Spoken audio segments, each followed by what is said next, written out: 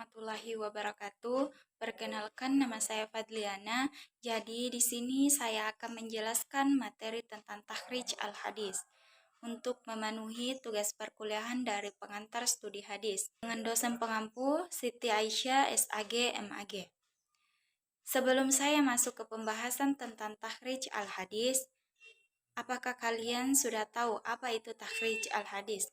Jika belum, mari kita sama-sama mendengarkan apa itu takhrij al-hadis. Pengertian takhrij al-hadis. Takhrij al-hadis adalah suatu metode ilmiah dalam ilmu hadis yang digunakan untuk menelusuri dan mencari sumber asal-usul suatu hadis dalam kitab-kitab hadis, serta mengetahui sanad atau rantai perawi, matan atau isi hadis, dan derajat atau kualitas hadis tersebut menurut para ulama ahli hadis.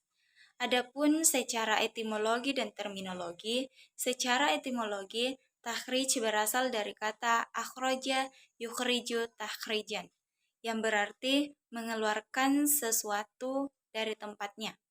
Secara terminologi, takhrij al-hadis adalah proses menelusuri sanad dan matan hadis dalam berbagai kitab hadis untuk mengetahui sumber asalnya, jalur periwayatannya, dan penilaian para ulama terhadap para perawinya dan kualitas hadisnya.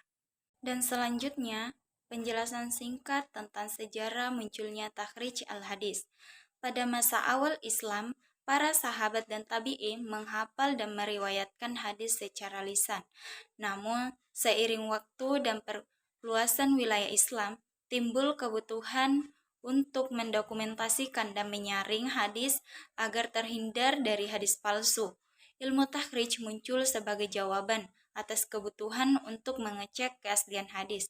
Perkembangannya sangat signifikan di masa ulama klasik seperti Imam Al-Bukhari, Muslim, Abu Daud, An-Nasai, dan lain-lain yang menyusun kitab berdasarkan sanad. Lalu pada abad ke-6 hingga 9 Hijriah berkembang ilmu takhrij sistematik yang dilakukan oleh ulama seperti Al-Mizzi, penyusun Tahdzib Al-Kamal, Ibnu Hajar Al-Asqalani, dan Al-Zarkasi, Al-Suyuti, dan lainnya. Adapun tujuan dari takhrij al-hadis. Tujuan dari takhrij hadis sendiri secara garis besar adalah untuk menunjukkan sumber-sumber hadis dan menerangkan diterima atau ditolaknya hadis tersebut. Namun, masih banyak tujuan lain dari takhrij yang bisa diperinci sebagai berikut. Mengetahui asal-usul riwayat suatu hadis, mengetahui jumlah sanad hadis, mengetahui jumlah perawi yang terlibat, mengetahui ada tidaknya syahid atau muttabi pada sanad hadis, mengetahui kualitas sanad suatu hadis, mengetahui kualitas atau pangkat dari suatu hadis. Manfaat takhrij al-hadis. Manfaat dari takhrij secara garis besar adalah terkumpulnya berbagai macam sanad suatu hadis dan mengumpulkan berbagai macam redaksi matan hadis. Namun, apabila diperinci, manfaat hadis adalah sebagai berikut: mengetahui sumber-sumber hadis dan ulama yang meriwayatkannya, memperjelas keadaan sanad suatu hadis, memperjelas hukum suatu hadis dengan banyaknya periwayatan yang diperoleh, memperjelas identitas perawi yang disamarkan identitasnya melalui perbandingan dari beberapa periwayatan hadis, menghilangkan pencampuran periwayatan, membedakan hadis yang diriwayatkan secara lafzi dan maknawi. Nah, adapun metode dari takhrij al-hadis. Para ahli hadis diantaranya yang dikemukakan oleh Mahmud Al-Tahan yang menyebutkan 5 teknik thariqah dalam menggunakan metode takhrij sebagai al-naql untuk studi hadis, yakni sebagai berikut. Pertama, takhrij dengan mengetahui rawi sahabat atas bantuan kitab musnad, mu'jam, dan athaf.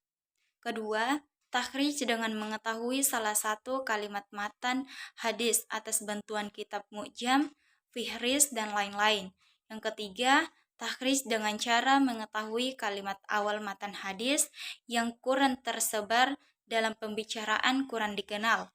Atas bantuan kitab Al-Mu'jam, Al-Mufahras, Li Alfaz, Al-Hadis, Al-Nabawi. Bagian 4, takhrij dengan mengetahui tema maudu, hadis yang berkaitan dengan sistematika dan bagian atau unsur materi agama Islam. Dan yang terakhir, yang kelima, takhrij dengan mengetahui keadaan rawi, sanad, dan matan hadis dengan bantuan kitab mustalah. Yang terakhir, kitab yang digunakan takhrij al-hadis.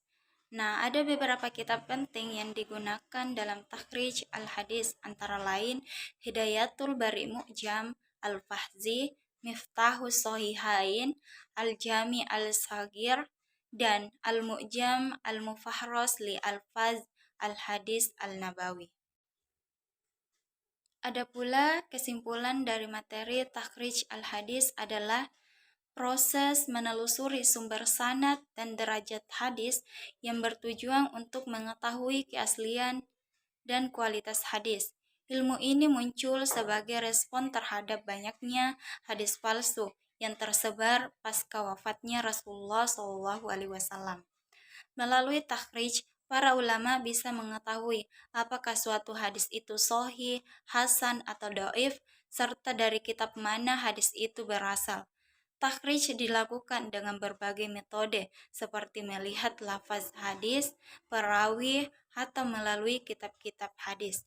Takhrij sangat penting untuk menjaga kemurnian ajaran Islam dan menjadi dasar dalam memahami hukum akidah dan ibadah yang bersumber dari hadis. Sekian pembahasan dari materi tentang takhrij al-hadis. Saya tutup dengan ucapan wabillahi taufiq wadaqwat wal irsyad. Wassalamualaikum warahmatullahi wabarakatuh.